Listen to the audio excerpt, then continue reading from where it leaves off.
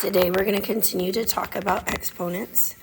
So we've talked a lot about different methods of simplifying exponents. Today we're going to talk about when you have a power to a power.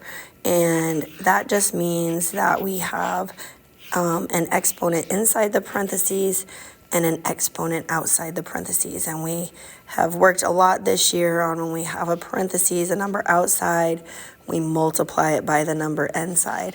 So when we have an exponent inside a parentheses and one outside, we need to make sure that we are distributing.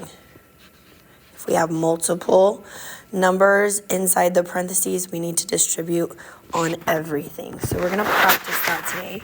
So this first one, 2 to the second, all raised to the third power. So you can see this whole thing is in the parentheses. So we've written it out 3 times because that was the exponent of 3. And then they've elaborated some more. So 2 squared is 2 times 2, and then 2 times 2 and 2 times 2. And when we count them, 1, 2, 3, 4, 5, 6. The shortcut, like we were just talking, when you distribute, right? So we would take that 3 times that 2 inside. So 2 times 3 is also how we can get our 6. So on this next one, now we have 2 things inside, right? 3b squared, we're going to write that twice. So 3bb times 3bb. So I have 2 of my like bases, so this is really 3 squared, and then I have 1, 2, 3, 4 b's. So b 3 squared and b to the 4th. So if we're going to use our shortcut, what that looks like is I would put a 1 on as my exponent for my 3. So I would have my 3, 1 times the 2, because I'm going to distribute this 2 to the 1, and b 2 times 2, because I'm going to distribute this 2 times 2 to get this same 3 squared b to the 4th. This one's written a little bit differently. We're actually going to go to the right, and then we'll go backwards to the left. So I have x to the 6th, and I've written it 4 times. So if I do 6 times 4, I end up with x to the 24. So what would that look like in a parentheses? Well, this times 4 becomes my outside exponent, and then this is what's inside. So parentheses, x to the 6, close parentheses, to the 4th power. This one, again, to the 3rd power, the whole thing, I am going to put a 1 as my exponent on my 2. So I would say 2 x to the 5th y squared times 2x to the 5th y squared, and then 2x to the 5th y squared, because I have to do that 3 times. So we can do that shortcut of multiplying instead. So we would say I have 2 to the 1st, but I have it 3 times, right? I have 1, 2, 3 of them. So 1 times 3. And then x to the 5th times 3. And y to the 2nd times 3. So this becomes 2 to the 3rd, x to the 15, y to the 6th. And just like in the previous days, it's really important that you write those steps out so that you can make sure that you are doing the correct steps. So a power to a power, we're going to make sure that we are multiplying or distributing.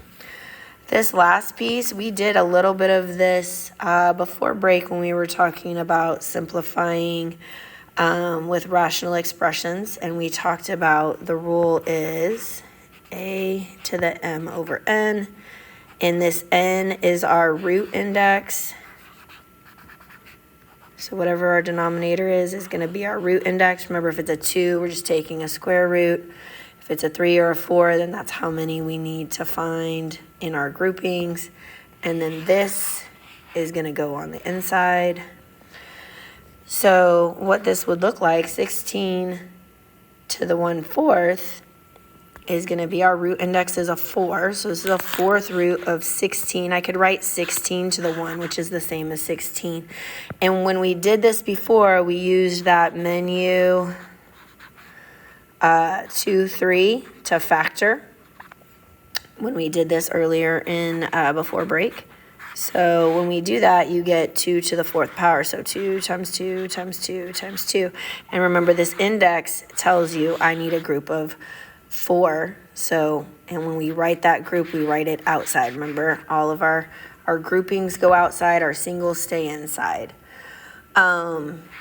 This one, because everything is in the parentheses, we're going to say, you could do the distributing like we just talked about, right? So we could say 9, 1 times 1/2 is 9 to the 1/2, and we can break this up into pieces.